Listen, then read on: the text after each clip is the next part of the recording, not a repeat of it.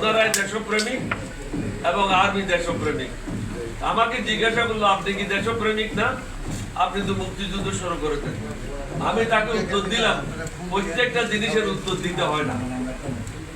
জাতীয় রাজনীতি করতে গেলে অনেক জিনিসগুলি নীরবে সহ্য করতে হয়। কামড়া কামড়ি করলে আমরাই ক্ষতিগ্রস্ত হব। সরকার যারা আছে তাদের ক্ষমতা দীর্ঘায়িত হবে এবং হাসিনা ফিরে আসার পথ সুগম হবে। হাসিনা মানে হাসিনা লোটা বাহিনীরা আবার ফিরে আসবে।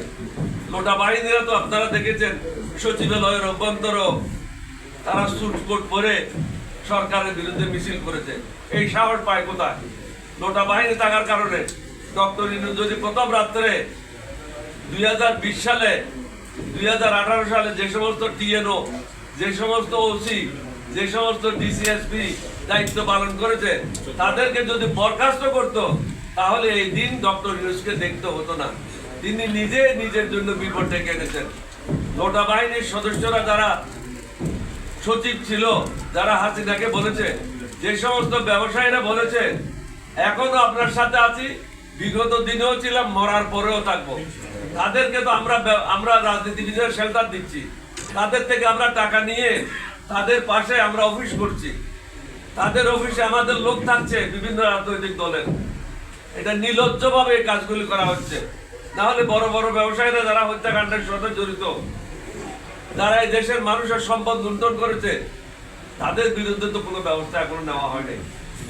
কোনো বড় ব্যবসায়ী যারা হাসিনাকে বলেছিল মরার পরেও থাকবো, অর্থাৎ দোজখে যাবে হাসিনা, তার দোজখেও থাকবে। এই দোজখে যারা থাকবে তাদের জন্য কি ব্যবস্থা করা হচ্ছে? শুধু জেলে নিয়ে গেলে হবে না, তাদেরকে আধা ঘন্টার জন্য উল্টা লটকাতে হবে।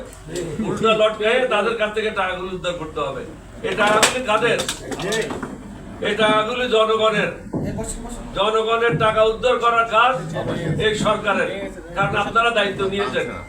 আপনাদেরকে জনগণে বলে নাই, আপনারা ছাত্রদের কথায় দায়িত্ব নিয়েছেন, আপনারা দুই একজন অ্যাডভাইজারের কথায় দায়িত্ব নিয়েছেন, আপনারা আমাদের সাথে পরামর্শ করেন নাই।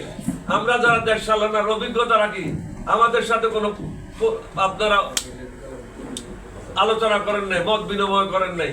সুতরাং আপনাদেরকে জবাবদিহি করতে হবে, তাদের কাছে টাকা উদ্ধারের জন্য ব্যবস্থা নিতে হবে। এখন তো আমি জানি তারা 2-3 ঘন্টা টেলিফোন ব্যবহার করে হাসিনার সাথে কথা বলছে, ভারতের সাথে কথা বলছে, আওয়ামী লীগের যারা লোটা বাহিনীর সচিবালয়ে আছে তাদের সাথে কথা বলছে, বিভিন্ন জায়গায় যারা আত্মগোপনে আছে তাদের সাথে কথা বলছে, বিভিন্ন জায়গায় আন্দোলন এবং প্রতিকারক কাজগুলি করার জন্য, গুপ্ত হত্যা করার জন্য তারা ব্যবস্থা নিয়েছে। তারা আমার যে সংবাদ, মার্চ পর্যন্ত তারা অনেকগুলি এই ধরনের ধ্বংসাত্মক কর্মকাণ্ডে লিপ্ত হবে। সুতরাং সরকারকে সতর্ক করে দিচ্ছে।